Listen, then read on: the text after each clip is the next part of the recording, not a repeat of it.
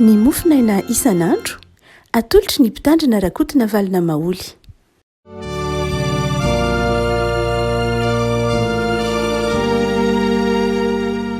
Faly miarahaba antsika ry havako tratra ity alarobia faharoambin'ny folo ny volana aogositra ity, ary dia mamangy antsika amin'ny alalan'i Jesosy amin'ny lalan'ny mofinaina voalahatry ny sekolalady na voalahatry ny FJKM ovakina amin'ity andro ity. Ny tantara faharoa toko fahaefatra amby roapolo ry havako, tantara faharoa toko fahaefatra amby roapolo ny andininy fito ambin'ny folo ka hatramin'ny andininy faharoa amby roapolo no mofinainantsika anio. Tantara faharoa toko fahaefatra amby roapolo ny andininy fito ambin'ny folo ka hatramin'ny andininy faharoa amby roapolo. Vakitsika amin'ny alalan'i Jesosy zany mofinaina izany. Ary rehefa maty Joiada dia avy ireo mpanapaka ny Joda ka niankohoka teo anatrehan'ny mpanjaka, dia niaino azy ny mpanjaka, ary nandao ny tranon'i Jehovah Andriamanitra ny razany ireo ka nanompo ny Asera sy ny sampy. Dia nisy fahatezerana niatra tamin'ny Joda sy Jerosalema noho ny fahadisoany, ary naniraka mpaminany tany aminy Jehovah ampiverina azy aminy, dia nananatra azy mafy ireo nefa tsy netiniaino izy. Ary Zakaria zanaky Joiada mpisorona no tsindrin'ny fanan'Andriamanitra, dia nitsangana teo amin'ny avoavo teo anatrehan'ny vahoaka izy ka nanao taminy hoe, izao no lazain'Andriamanitra: nahoany ianareo no mandika ny didin'i Jehovah ka tsy mahita fanambinana? Satria efa nahafoy an' Jehovah ianareo, dia nahafoy ianareo kosa izy. Dia nanao teti-dratsy ireo ka nitora-bato azy teo amin'ny kianjan'ny tranon'i Jehovah araka ny tenin'ny mpanjaka. Toy izany no tsy nahatsiarovan'ny Joasy mpanjaka ny soa nataon'ny Joiada rainy taminy fa namono ny zanany izy. Ary noho ny faofaty Zakaria dia niteny hoe, Jehovah ny hijery sy hamaly zao. Ray masonao manamasinana amin'ny fahamarinana ny teninao ny fahamarinana. Amen. Isan'ny tantara izay nampalahelo ry havana teo amin'ny tantaran'ny Joda no nitranga amin'ity bokin'ny tantara faharoa toko fahaefatra amby roapolo ity. Tsy ahivina ny tantara mba hampamora ny azahoantsika ilay hafatra na hivim-panahy aseho ny mofinaina anio. Ny tantara dia zao ry havako, nisy mpanjaka anankiray, ny Joda moa dia efa nizara ny fanjakany fanjakany Israely moa dia efa nizara roa ifamberintsika, ny fanjakana avaratra nisy ny Samaria, ny fanjakana atsimo nisy an'ny Joda. Dia aty aoriana dia nisy mpanjaka anankiray antsoina hoe Azia nanjaka tao amin'ny fanjakan'ny Joda zany io mpanjaka Azia io. Somary marefirefo ity mpanjaka ity, tsy de tena nana nataontsika hoe azo damosina mafy loatra na izany aza, nefa ny nanana izay na izy azy any izy satria ny taona ny olona hiverina amin'Andriamanitra saingy noho ny tsy fananany tena azo damosina matanjaka tsara dia nirona tany amin'ny fanompontsampy satria ny reniny Atalia ny anarany reniny izay avy amin'ny fokony Aba ihany. Dia nanjary ny taona ity mpanjaka ity hivily hiala tamin'Andriamanitra. Dia maty ary ity mpanjaka ity, maty Azia, maty tamin'ny fomba tsy nanam-pirizana azy, ary dia ny reniny no nandimby azy, Atalia nandimby azy. Ity Atalia ity izay hany vehivavy mpanjaka tao amin'ny fokon'ny Joda, natao amin'ny firenen'ny Joda. Tsy nisy mpanjaka vavy zany tao amin'ny firenen'ny Joda raha tsy Atalia. Ary Atalia dia nandrombaka fanjakana. Maty ny zanany dia izy no nandray ny fanjakana. Mampahatsiaro antsika ny tantarany Ranavalona reniny. Ranavalona reniny izay amin'izao vanim-potoana ny volana aogositra izao moa tsika dia mahatsiaro ny tantarany martira. Ranavalona zay ataontsika hoe ny tantarany a dia vadin-dradama voalohany izy tsy mbola Ranavalona no anarany fa Imavo no anarany ary vadiny ataontsika hoe tamin'ny fotoan'andro no 920 tsika vady voalohany la vady ben-dradama izy voalohany izy radama mpanjaka zany fa tsy izy ihany akory ny vadin-dradama fatatsika tamin'ny mahamalagasy mbola tsy niditra ny filazantsara de niaina izany ny firenena miaina zany ny mpanjaka fa ny vady tian-dradama de Rasalimo samy mipetsaka hatrao anaty rova na ny trano volana isy ny finenan-dradama ny lapan-dradama fa eo akaikiny eo ny lapa no nenan'ny Mavo ary eo akilany eo ny lapa no nenan'ny Rasalimo. Amin'ny ankapobeny ny mpanjaka tsy de tena hoe niaraka miara-mipetraka tamin'ny vadiny akory satria manodidina ny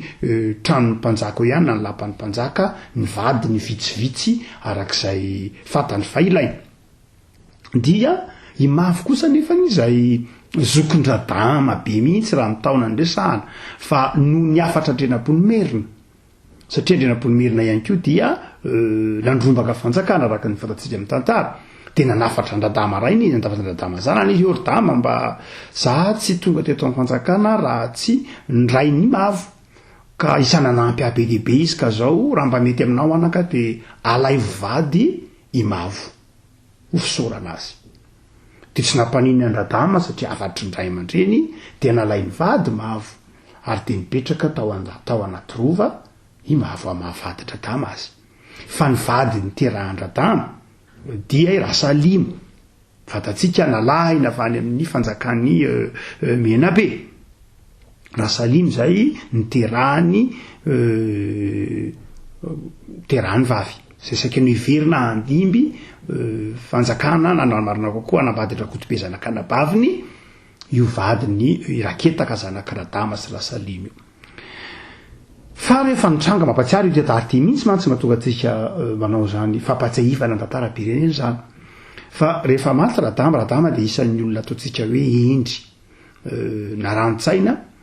ary ny azy ny olona narantsaina ny mpanolotsaina ny olona mahay ny azy no nalefa ny asa tany Moritsiraka tany amin'ny toerana sarotra fijery Radama de ny hoe ny angady maranitra no alefa any amin'ny tany mafy ka matetika ny mpiara-miasa taminy zay sady endry ny nanatsaina no nalefa ny asa tany amin'ny faritra tany Moritsiraka tany Avangaindrano tany amin'ny faritra Atsata tany Tomasina napetrany tamin'ireny tany Fianaratsoa tamin'ireny toerana zay ataontsika hoe ny ilana rara sarotra reny de tany nalefa ny marantsaina sy ny olona tia azy sy azo ny antoka kanjo maty Radama mata tena ny Radama de teo ny sy ny fitsombadian'ny raharaha ary rehefa maty izy dia novonony Mavo avokoa satria nisy elatra ataontsika hoe elatra conservateur na elatra somary niazona be ny fomban-drazana te apanjaka tsy te apanjaka ny Rakotobe na apanjaka ny zanak' Rasalimo vadin Rakotobe tao anatin'ny fanjakana de nampiakatra ny Mavo hitondra fanjakana nisy olona vitsivitsy zany tao ambadik'izay ary tena miteny hoe nivohy ny teny hoe Mavo ny tompony farany mampatsiaro zany tantara zany tsika ary satria fa nindrindrindra ny tantarana salamo itsika teo de avy hatrany de nipotro Mavo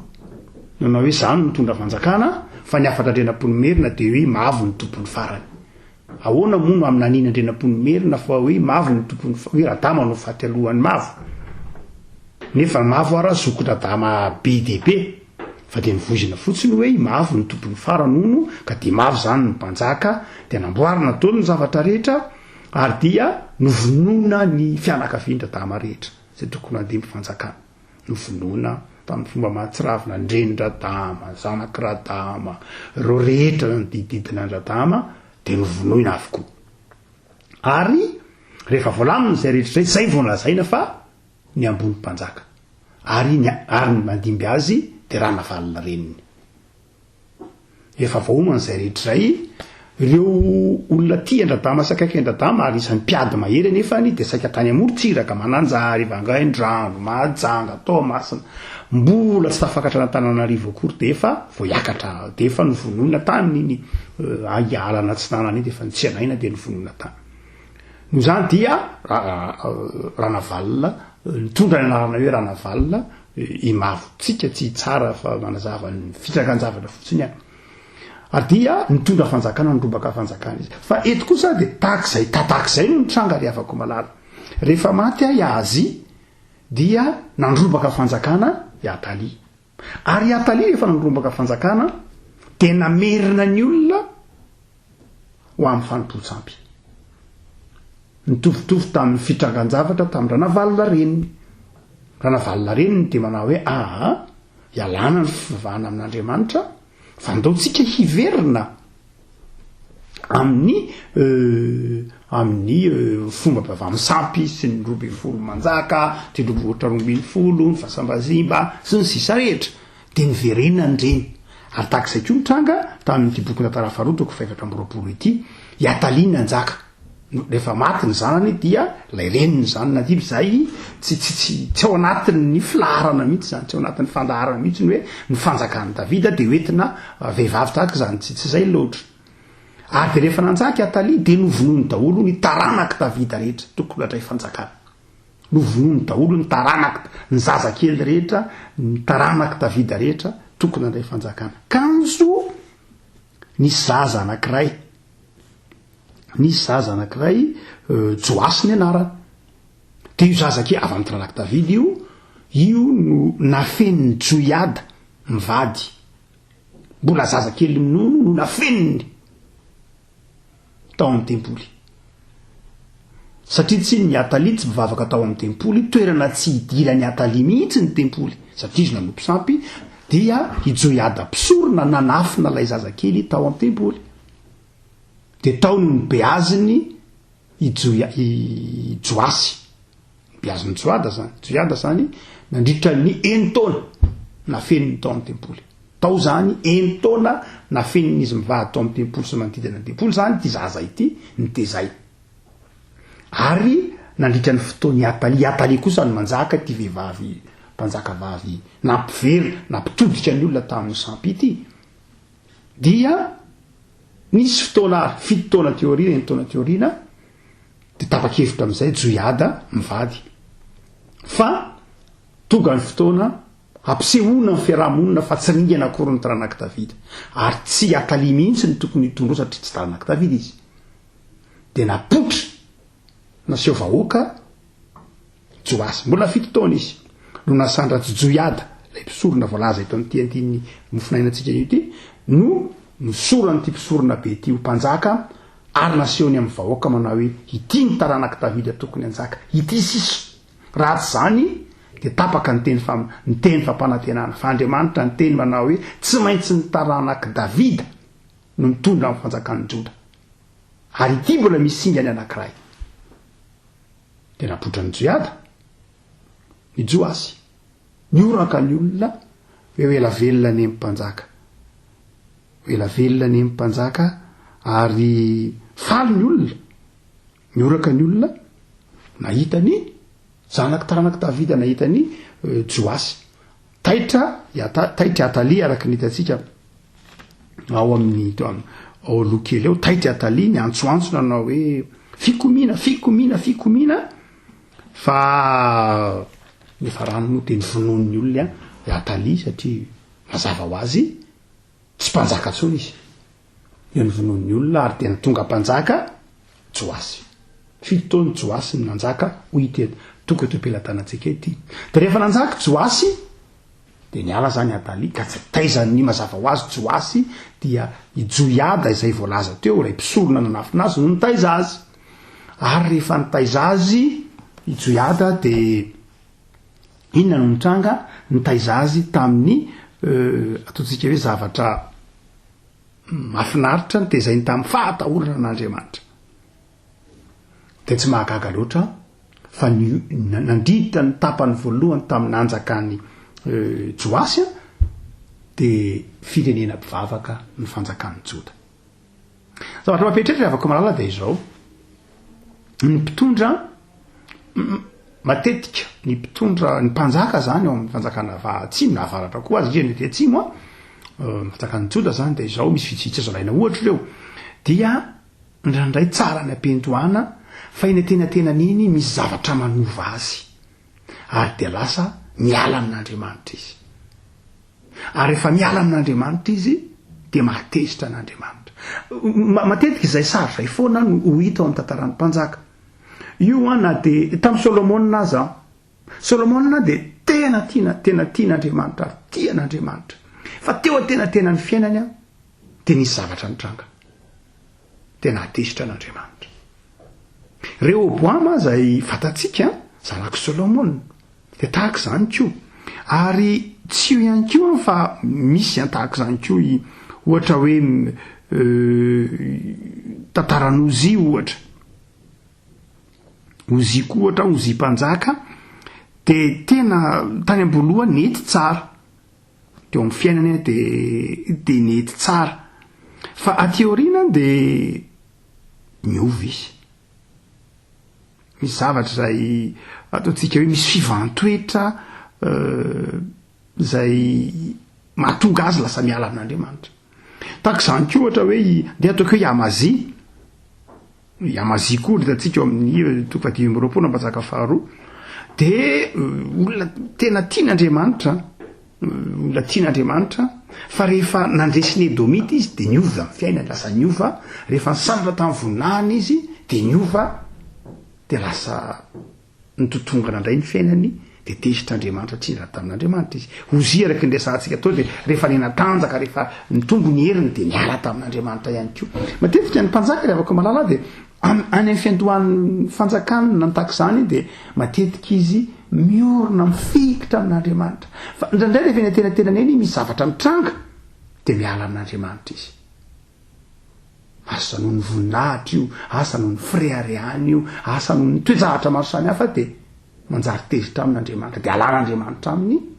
ilay fahefanana ratsy be ny fiafarana. Fa eto dia tsy mifanalavitra amin'izay mihitsy i Joasy. Hoy ny 1:7 ambe mofinainantsika teo rehefa maty Joiada dia tonga mpanapaka ny Joda ka niankohoka teo anatrehan'ny Joasy mpanjaka dia nampiala azy tao an-tranon'i Jehova. Ina ny dikan'izany? Raha vao maty zany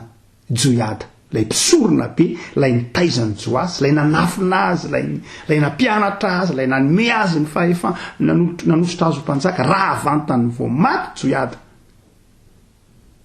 dia inona no nitranga niova amin'ny fiainan'ny Joiada lay mpanjaka zany io dia niala tao an-tranon'Andriamanitra izy ary nanompo any Asera lasa nanompo samby izy. Ny mofina rehetratsika raha vao malala dia izao amin'ity mofina ity zava-dehibe ny ataontsika hoe ny anananao ray aman-dreny ampanahy mitaiza. I Joiada dia nanana ray aman-dreny ampanahy mitaiza azy. I Joasy mpanjaka dia nanana ray aman-dreny ampanahy mitaiza azy mpisorona be Joiada. Ary azo lazaina hoe io no repérany na io nanome azy maridalana nanamatra azy nitaiza azy io nanavitra azy tsofaty tamin'ny andron'ny Atalia. Fa izao ry havako rehefa tsy teo izy io dia niova Joasy. Inona ny tiana tenenina ry havako hotsika manao hoe zava-dehibe ny anjara toerana antsoina hoe ray aman-dreny.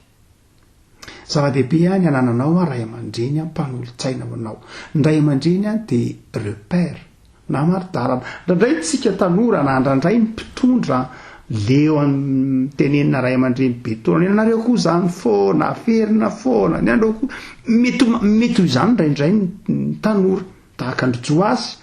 satria amin'ny tena ataontsika eo amin'ny 70 taona latsaka kely eo Joasy amin'ny fotoana io na mahery kely mbola ao anatin'ny fahatanorana izy zany fa nivako hoe vao anatin'ny fahamatorana fa na izany ara dia hotsika manao hoe very maridalana izy maridalana ry havako malala ny ray aman-dreny. Ary eo ny mamarina ny tenin'ny tolo malagasy manao hoe ny teny ray aman-dreny na nianatra ray aman-dreny inge tsy mpakombalahy. Raha voana iny ianao maty zany raha tsy nanaraka an'iny ianao dia maty.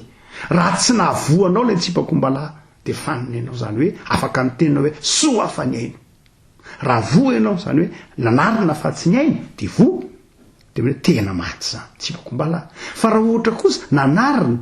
ka ny aina de tsy vo de fanina ka afaka ntemana hoe soa fa ny aina mianatra aman-dreny ny tolo zany de efa natakatra hoe afaka fa zava-dehibe ny toeran'ny ray aman-dreny eto nefa ny tsy ray aman-dreny fe ray aman-dreny joiada fa ray aman-dreny mpisorona mpitondra fivavahana ray aman-dreny nanavitra sy ny kolokolo ary nitondra anjoasy ho tahaka ny naterany noho ny amin'Andriamanitra de hoe tsika manao hoe misy zavatra ndraindray manova ny fiainan'ny olona rehefa tsy ao ny ray aman-dreny de ndraindray miova tapoka ny fiainan'ny ankizy dia tena afaka malala zao ataovy zava-dehibe ny mbola fanananao ray aman-dreny ary raha ohatra ka mandray andraikitra ianao mandray fanapahan-kevitra lehibe any de mba enoy ihany ny teny ray aman-dreny enoy raha hitanao fa mety raiso rehefa hitanao fa tsy mety aza vingavingainy enoy fa zava-dehibe ry avaka eto any nampenjera any joasy dia ireo olona mody ny koka teo anatrehany fitahandreo nge izy ny ko vo maty joiada de tonga teo aminy teo ny mpanolotsaina mofa tsy navoandreo boam mpanjaka zanako Solomon manodidina azy ny namandrika azy hoe nao nge tsara mpanjaka nao nge zao reo no nandoka azy ary reo no nandavo azy reo no napiala azy tamin'Andriamanitra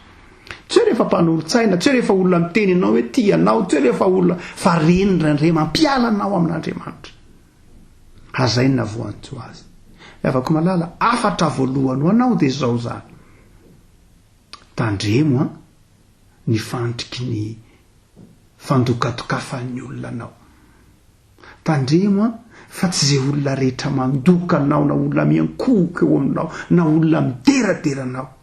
de voatery ho tianao akory tsy aty zany mety ny tenany tiny de tokafany ianao tenany tiny de indraindrainy ianao tandremo le afaka malala fa fandriky zany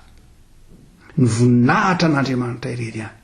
fa tsy an'olombelona akory fa matoy ny olona mikoka eo aminao de tandremo tsara za tsy miteny hoe zay olona mikoka eo aminao na olona matokatokanao de ratsy fanahy daholo fa manana saina manavaka tsara aza miala amin'Andriamanitra fa betsaka ny olona betsaka ny mpitondra betsaka ny mpanjaka ao anatin'ny tantaran'ny soratra masina teo tantaran'ny zao tontolo zao ninjera niala tamin'Andriamanitra noho ny manodidina azy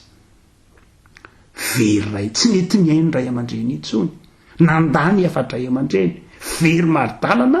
de ireo manodidina tsy hoe maninana antsika tanora koritsia fa ilayntsika tanora mandrakariva ny ray aman-dreny fa ny faharosady farany hoetana mampaira anao rehefa ko malala amin'ity boky ny tantara ity de izao jereo tsara nge nitoetra ny joasy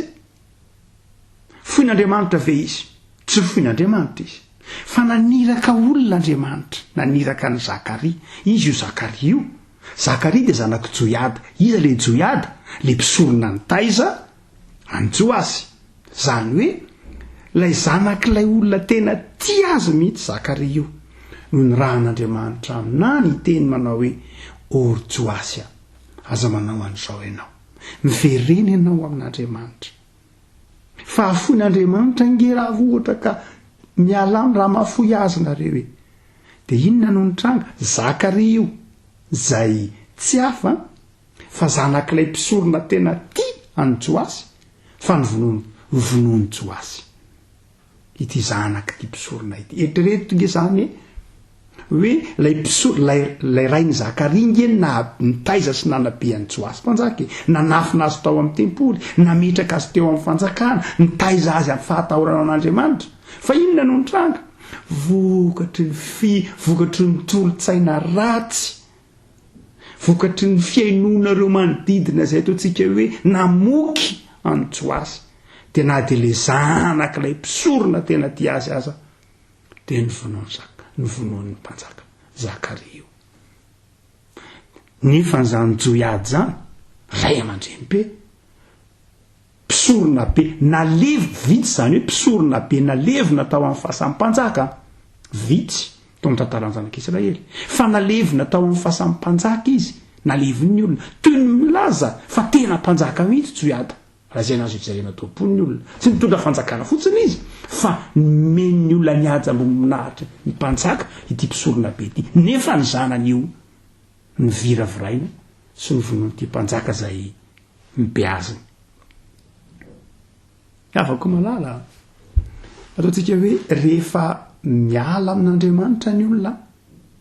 dia manjary na dia ny olona tena tia azy aza tsy tiany tsony io mamarina ny teny Jaona apôstôly manao hoe ataony hoana moa ny filaza hoe tia an'Andriamanitra raha ohatra ka ny rahalanao aza tsy tianao aza mandainga ho Jaona fa raha ataony hoana no fitia an'Andriamanitra raha le olona rahalanao hitanao maso eo aza tsy tianao aza mandainga mihitsy tsara vela tsy ho Jaona dia tahaka izany keo amin'ity tantara ity afaka malala mamperitrehitra manao hoe ny olona raha vao miala amin'Andriamanitra izy dia miala amin'ny fitiavana ny olona izay tia azy koa izy raha vao miala amin'Andriamanitra ny olona dia tsy fantany tsony natao hoe fitiavana ka ny olona tsy tia azy miveriny fa tia azy ary ny olona tia azy vonoany tahaka ny Zakaria very lay saina manavaka lay ataony reo teny frantsay hoe discernement azay ny fahotana mahajambena ny mason'ny olona ka mahatonga ny olona tsy manana discernement tsony satria voafatotra izy hany ka tsy haintsony manavaka ny sitrapon'Andriamanitra tsy haintsony manavaka hoe iza ny tokony hoenona iza ny tsy tokony hoenona satria tsy ao aminy tsony jamba ny masony dia novonoany ity mpaminany zay naveriny Jesosy aty amin'ny Mateo io tantarany Zakaria io tika manao hoe mamarantsika dia ny tenin'ny Zakaria nanao hoe mafy ny tenin'ny Zakaria satria na tsy aro vomafy izy hoe zao ve ny raiko ny nahatafitanao ny raiko ny nanondrotra anao ny raiko ny nanampy anao tsy nampatsiaro an'izany akoho Zakaria fa fantany taompony fotsiny zany amin'ny maha-olombelona azy fa zao ny teniny manao hoe Jehovah ny hijery sy amaly zao tahaka ny hoe sanatriany vava raha ny fomba fijery malagasy dia niantso tody izy fa kristiana mpanompon'Andriamanitra moa Zakaria tsy niantso tody mihitsy fa niantso manao hoe ho hitan'Andriamanitra zao ary amaly an'izao izy tsy nierina ny taona na nierina ny taona 920 eo tonga ny Siriana namotika ny fanjakan'ny Joda ary hoy ny fitantarany eo ambany kely eo hoy ny fitantarany bokyny tantara azy hoe miaramila Siriana vitsy de vitsy raha mitaha amin'ny miaramila ny Joda nefa nandresy azy 920 amin'ny toko ihany vitsy ny miaramila ny Siriana sy tonga tao nefa Jehova nanolotra miaramila maro eo an-tanany no nafoizany any Jehova Andriamanitra ny razany toy izany nahatanterahanyireo ny fahamaliana any Joasy mazava ho azy io le faminan'iny teny Zakaria mpaminany manao hoe Jehova ny amaly zany ndray afaka malala rehefa tsy miaino ny tenin'Andriamanitra ny afatr'Andriamanitra tsy azo vazivaziana zay afafin'ny olona ny tsinjaina ary zavatra mahatahotra ny azo ny tanan'Andriamanitra velona hoy ny epistila Hebreo zay afaka malala eto ampamalalana ina ny efimpanahara reto zavatra telo reto noentina mampahery anao tena fiainana ity fiainantsika isan'andro ity tantara ity toko 7 ity dia zao ry afaka malala ny afatra ao anao ataovy zava-dehibe ny fanonoran-tsaina ny ray aman-dreny ary teny mbola eo aminao izy mbola tazany masonao mbola mifanirasera aminao dia araraoty ny fiainona azy mety efa makalily sofina reto avitra be manolo sofina fa zao enoy araraoty ny faharoa dia zao ry afaka malala mba mahaiza mamaly soa ny olona manisy soa anao aza manao tahaka ny Joasy, nasiany olona soa izy, narovany olona ny ainy, fa novonony ny zanaky ny olona nanampy azy. Afaka malala ny mpanota an'izany, ny mpanota ny ratsy fitondratena, ny tsy mba mahay mamaly soa. Fa ny mpanompon'Andriamanitra ry afaka malala dia mahay za mamaly soa. Zay vitanao hoe inona ny famalian-tsoa, zay vitanao. Tsy voatery ho averinao zay nataon'ny olona aminao fa zao farafakeliny aza asiana ratsy zay olona mba nanisy soa anao. Fa tsy akasitrahan'Andriamanitra. Enon'Andriamanitra ny senton'ireny olona asianao ratsy ireny, nefa izy nanisy soa anao. Aza manisy ratsy olona, zay ny dikany. Fa valio amin'ny soa koa zay nanao soa, akoatran'ny hoe valio amin'ny soa ny ratsy, fa zay nanao soa anao koa dia mba mahaiza makasitraka azy ireny. Fa ny fahatelo sady faran'izay entina mampahay anao afaka malala dia zao: aza miala amin'Andriamanitra. Betsaka ny mitonanao hiala amin'Andriamanitra, fa aza miala amin'Andriamanitra, mifikira amin'Andriamanitra. Reny ny sofinao mandrakariva ny zavatra mampiataka anao amin'Andriamanitra, na olona io, na zavatra io, na feo, na inona, fa ny afatry ny mofinaina, aza miala amin'Andriamanitra. Ivavaka sika ry avaka. Tompo ao misaotra anao zahay ny amin'ny tantarany Joasy, mpanjaka zay zara mofinaina ao anay tamin'ity alarobia ity. Tompo, ampaherezo zahay mba ahiay no mandrakariva ny sitraponao sy anady zany. Reny ny sofinay amin'ny fiainana isan'andro, tolotsaina isan-karazany, fakapanahy miseho amin'ny endrika maro samihafa, fanapa-kevitra izay ilana raisina isan'andro, fa mitariareanay anao tompo amin'ny fanahinao masina mba ho ny tsara mandrakariva no enonay. Dia manomezanay namana mpiara-miasa, olo-kendry mandrakariva manodidina anay, anolo-tsaina anay, ataovy ahy mahay ity namana izay, ataovy mahay misaotra ianao ny fananay namana mivavaka, ataovy mahay misaotra ianao ny fanana ray aman-dreny, ataovy mahay misaotra ianao ny fananay mpiara-belona endry manodidina anay. Ary arofo kosa zahay amin'ny fakapanahy mandavo mampiala anay aminao Andriamanitra. Dia ampahirezo izay tompo mba hanana fitiavana, ahy akasitraka izay manisy soa anay. Ampianary izay tompo tsy ala aminao, na inona lalovanay. Misaotra Jesosy. Amen.